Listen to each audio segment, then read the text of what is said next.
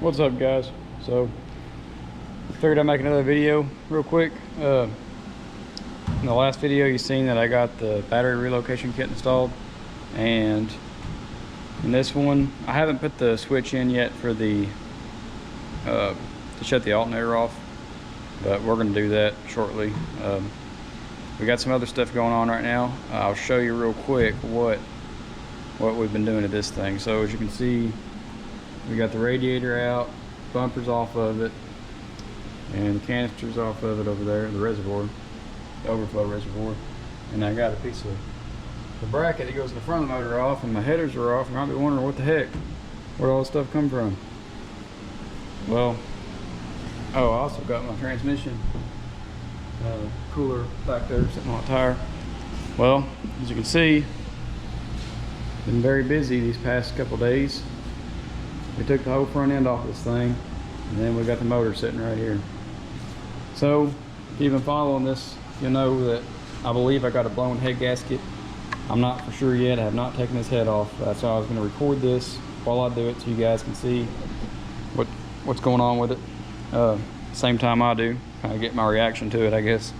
But I do think it's going to be a head gasket, because whenever I took that radiator out, I popped the cap off of it, and I had a bunch of pressure behind it. And all I did was drive it from right outside the shop to in here, and it should not have had that much pressure. It felt like more than what it should have been. I know they build pressure anyway, but this thing was kind of blowed up pretty big, and I think it's got some compression in it. I think that might be another sign for the head gasket being failed. But as you can see, I got her down. I'm about to take the intake off of it, and I'll take these heads off and we can see a damage report. Like I said, I think it's just going to be a head gasket. I'm really hoping so, because as you can see over here, I got some stuff for that. I got rod bolts and head studs. So what we're going to be doing, tearing it down. I got new head gaskets for it. I think I showed that in another video. While it's down, we're gonna go ahead and pull the pistons out, gap the rings. Well, check them. They may already be gapped good enough. I got these rings from a kit, because I rebuilt this motor about 2 years ago. So I don't know what they're gapped at, really. I didn't even check. I just threw it together. Looking back now, I probably should have done that to begin with, but I didn't. So now we're gonna go ahead and do that. And I'm probably gonna make a video, but that'll be next week when I do that, because I'm about to go back to work. Tomorrow I start my week back at work, so I really won't have time to do anything until next week, and I'll probably put a video out there when I start doing that. I don't have an intake for it yet. I'm gonna have to get the Hughes FI air gap.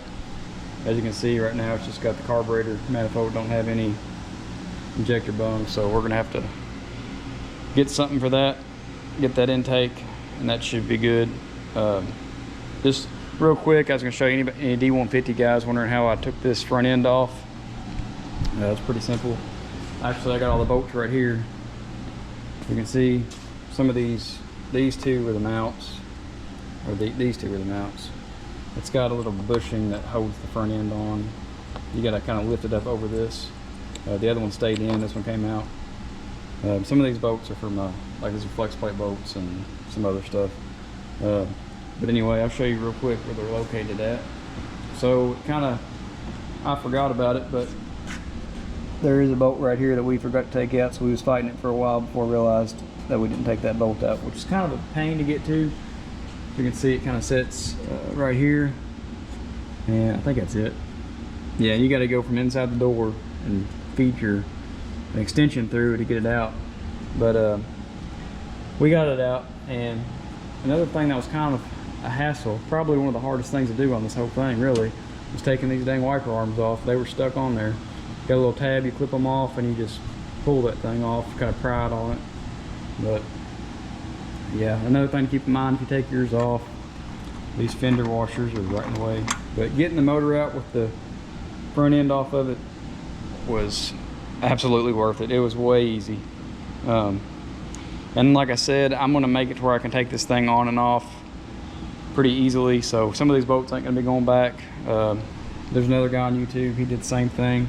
We're gonna cut these studs off, and then, or we'll probably just cut a slot right here. That way, right where you see where it's been underneath the cowl. That way we can just kind of slide it up in there. so it'd be easy to slide it on and off. This thing's kind of heavy. This hood's pretty heavy, so I'm going to be getting a fiberglass cowl hood. I got to do that anyway because I believe we were pretty close with the carburetor on that, hitting the hood.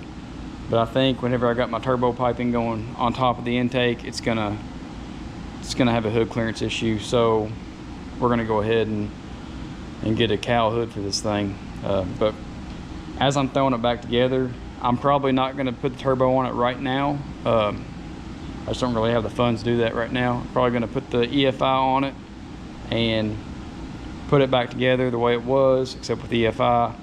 And then after that, then we'll start looking into some turbo stuff and getting some piping and stuff ready for that. But I still want to be able to drive it a little bit because I haven't driven this thing in forever and it's eating me up. So yeah, but that's where we're at right now.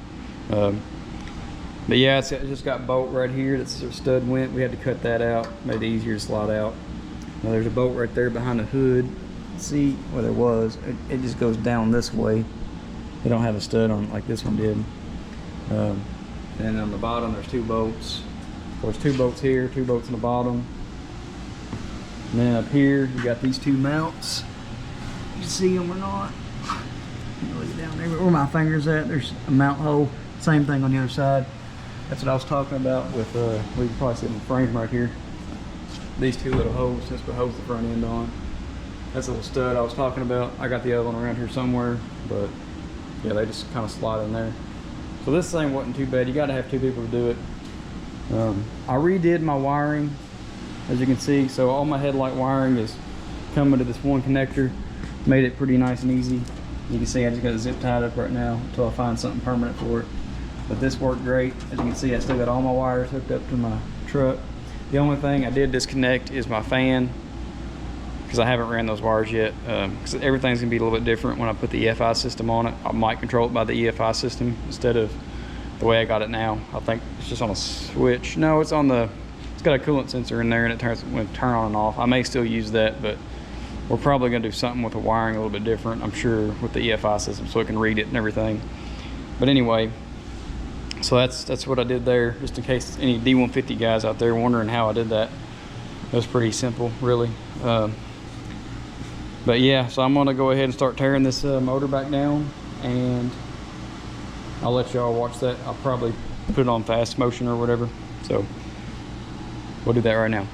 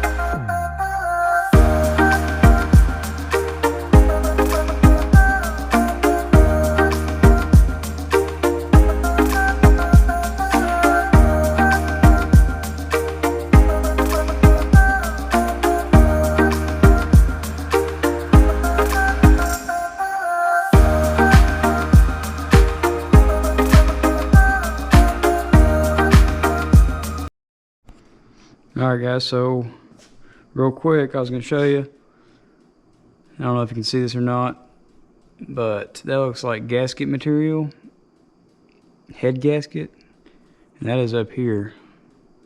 It should not be up here in the rockers, but there's more evidence that's proving my suspicion that we have a blown head gasket. And as you can see here in this valve cover, there's some head gasket material all up in it. So yeah, I think we're on the right track with the head gasket being blown. Now I'm gonna take these heads off and we'll see.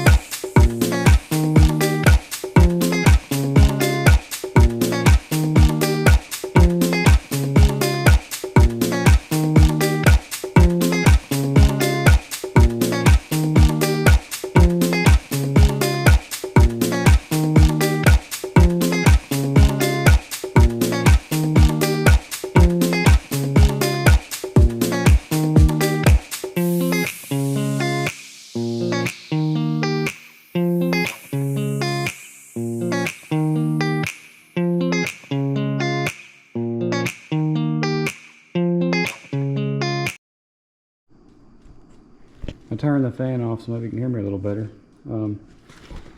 Here's another little piece of evidence right here. You can see that. There's a piece of head gasket sticking up in the air right there. So yeah, I think it's definitely blown. I'll pull these out now and we'll see it.